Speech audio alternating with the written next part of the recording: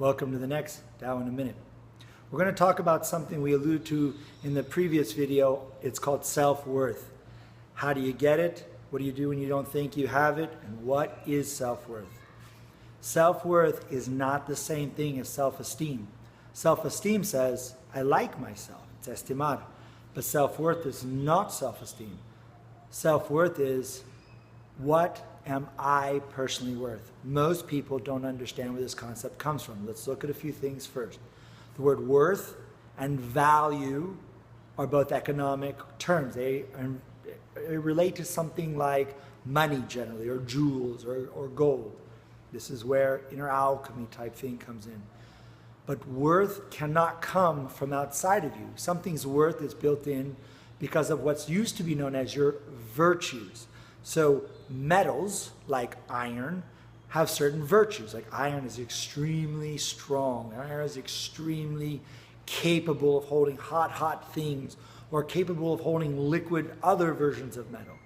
Gold's virtues is incorruptible. It's eternal. You find Spanish gold doubloons at the bottom of the Gulf of Mexico, okay? So most people don't believe in the word virtue, or don't even understand the word virtue anymore. They think virtue is like I'm patient or I'm chaste. This is not what virtue means. Virtue is something that is inside of you, that is a measurement of who you are as a quality of human. But quality is not a moral value. Quality is what kind of person are you? And here's how you can know what your worth is, and here's how you can know how to raise your worth if you believe your worth is low. Whatever you're willing to put into yourself will determine your worth. So when you say it's not worth it, means I'm not willing to put my time, effort, attention, energy into, because it is not worth it.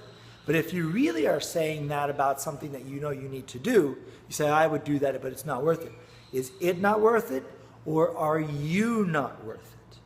Look at the things you do for yourself. And I don't mean this in a selfish way, a narcissistic, egocentric, or a conceited way. I mean this, do you sleep enough?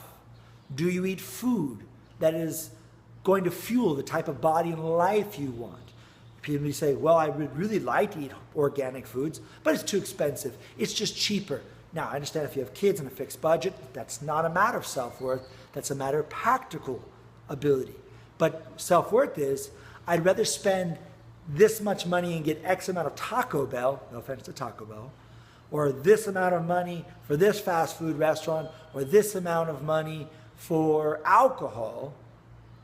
But when it comes to putting whole foods into your body to help keep your hormones regulated, to help keep you, feeling at your best, if you don't put that into, you're saying you're not worth feeling that way.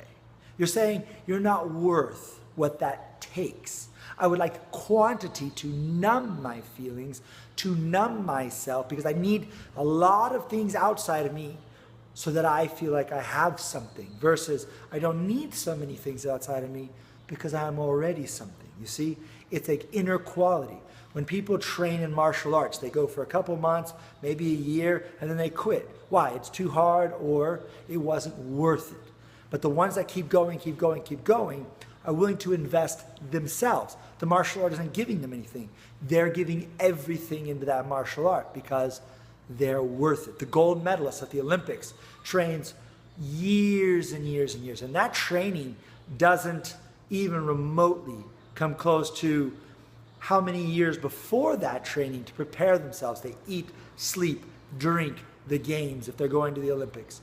And then in the end, you say you did a 40-second performance and got bronze. That's not. The medal doesn't tell them what they're worth. They would already believe they're worth the gold, or they wouldn't be there displaying.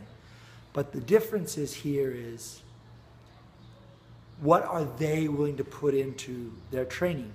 When you cultivate in a Taoist sense, or in a Buddhist sense, or any of these other senses, the ones who shave their heads and wear the robes are willing to give everything they have, because that thing they're looking to become, their commune with, that thing they're looking to have direct experience of, is so worth it. And they're worth attaining that. They're worth achieving that. That's really the definition.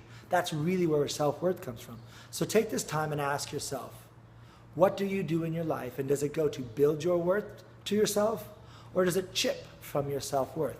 If it's chipped from it, how can you replace it? How can you turn it around?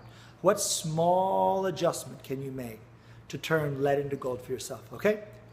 If you have any questions, you want any advice, you can email me at lau@4dragonschool.com. Hit like and share this if you think there's somebody who's really kind of confused but could use it.